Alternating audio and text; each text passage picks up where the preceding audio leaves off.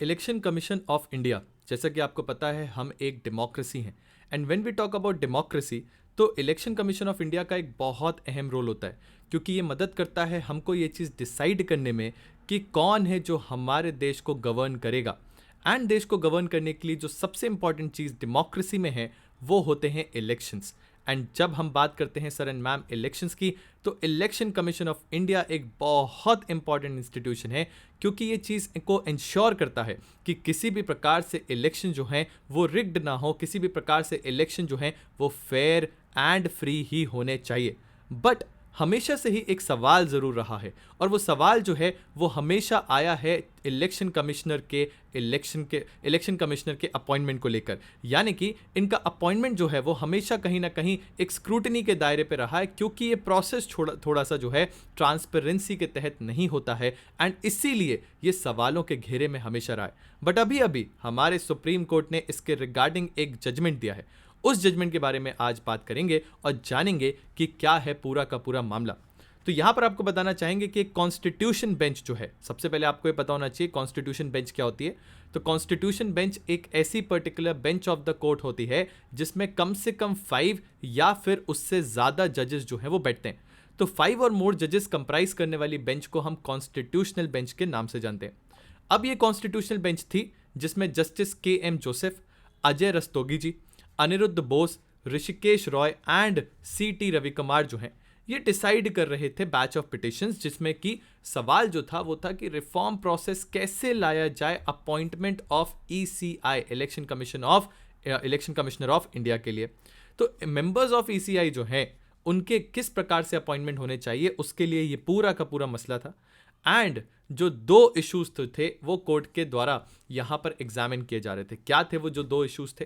सबसे पहला था whether the process of removal of the election commissioners must be same as that of chief election commissioner, and also कि इसका funding किस प्रकार से होना चाहिए इलेक्शन कमीशन की। तो मेन जो इशू था वो था अपॉइंटमेंट, दूसरा जो इशू है वो है रिमूवल का प्रोसेस, एंड तीसरा जो इशू था वो था funding of the election commission. अब जो ये पूरी की पूरी बेंच थी, इसने ये नोट किया कि several political parties came into power, however none of them have ever framed a law or the process for appointment of election commission. इन्होंने ये भी कहा कि ये लेक्यूने हैं हमारे कानून में, क्योंकि आर्टिकल नंबर 324 जो कि बताता है कि एक election commissioner and 2 election commissioners होने चाहिए, ये कहीं ना कहीं इस चीज को पूर्णतः पूरे तरीके से स्पेसिफाई नहीं करता कि वो उनका अपॉइंटमेंट कैसे होगा। And purity of election process must be maintained to preserve the democracy, ये कहा गया है हमारे कोर्ट के द्वारा। क्योंकि अगर इलेक्शन प्रोसेस सही तरीके से नहीं होगा तो सर, जैसा कि मैंने आपको बताया, हमारा डेमोक्रेसी जो है वो इंश्योर नहीं करी जा पाएगी। तो आइए समझते हैं सबसे पहले इलेक्शन कमीशन ऑफ इंडिया के बारे में। तो जैसा कि आपको बताया गया, article number 324 of the Indian constitution जो है वो ये बताता है कि हमारे यहाँ एक इलेक्शन कमीशन ऑफ इंडिया होना चाहिए। ये election commission of India 4 major bodies के इलेक्शंस करवाते हैं। सबसे पहले लोकसभा के इलेक्शंस इनके द्वारा करवाए जाते हैं, राज्यसभा के इलेक्शंस इनके द्वारा कराए जाते हैं, स्टेट लेजिस्लेटिव असेंबली के इलेक्शन इनके द्वारा करवाए जाते हैं।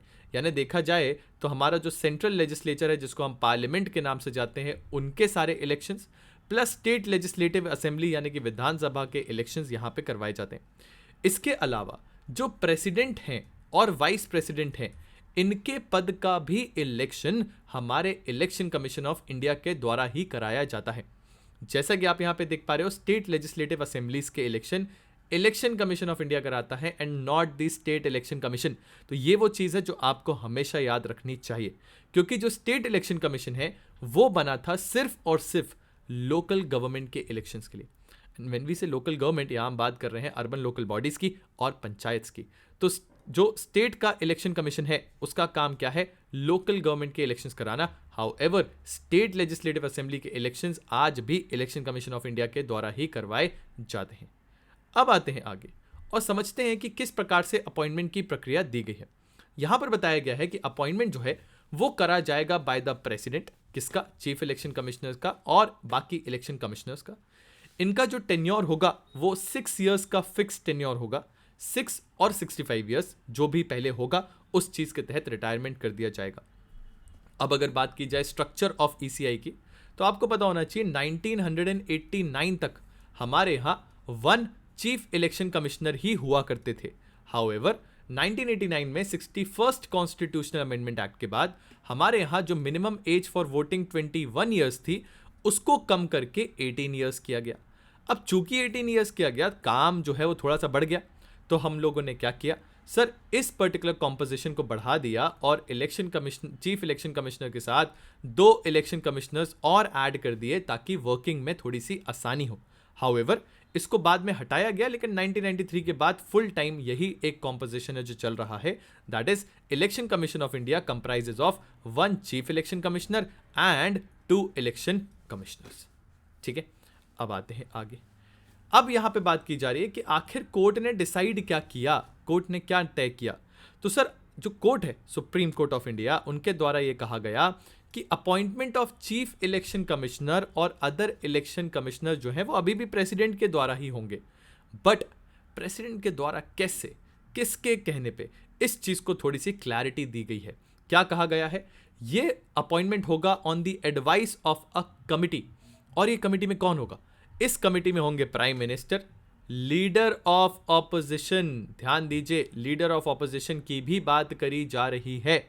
एंड लीडर ऑफ ऑपोजिशन कौन होते हैं, so leader of opposition is basically that person जो कि उस पर्टिकुलर पॉलिटिकल पार्टी को बिलोंग करता है जिसने सबसे ज्यादा वोट जो है हासिल किए हैं।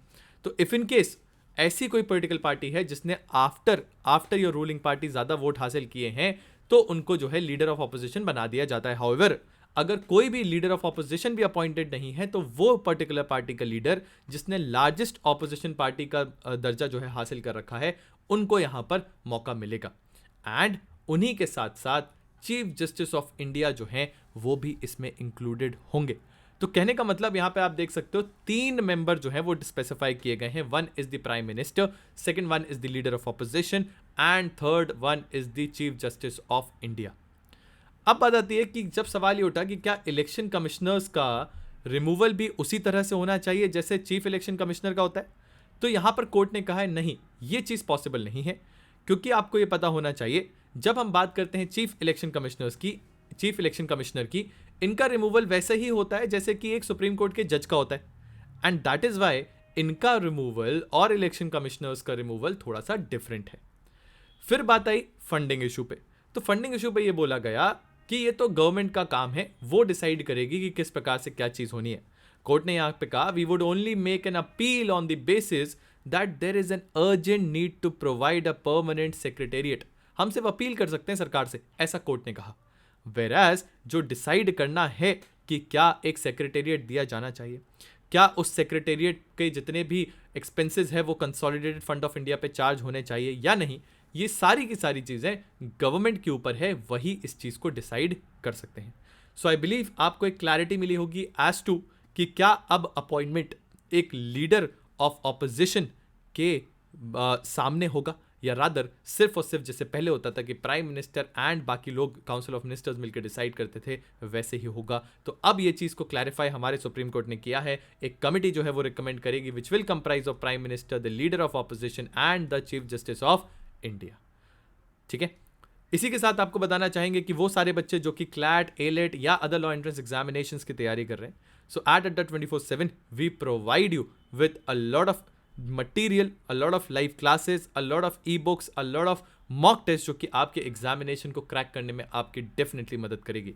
जैसे कि आप देख सकते हो, ये क्लैट एलेट का बैच 2024 इज ऑलरेडी लाइव, जिसका कॉस्ट अप्रॉक्सीमेटली 48,000 रुपीज है। बट अगर आप ये कोड लगाओगे दैट इज Y692, आपको अप टू 81% का ऑफ मिलेगा।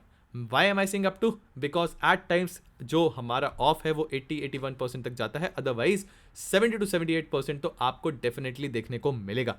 तो इसलिए क्या चीज़ है जो आप कर सकते हो सर, जैसे ही आप ये कोड लगाओगे आपको अप्रॉक्सीमेटली 9,600 के अराउंड ये पूरा का पूरा कोर्स देखने को मिलेगा, which will include everything that is required to clear this examination, be it your English, be it your current affairs, be it your legal part, या फिर आपका क्वांटिटेटिव टेक्निक, या फिर आपका logical reasoning. Everything will be covered under one particular programme.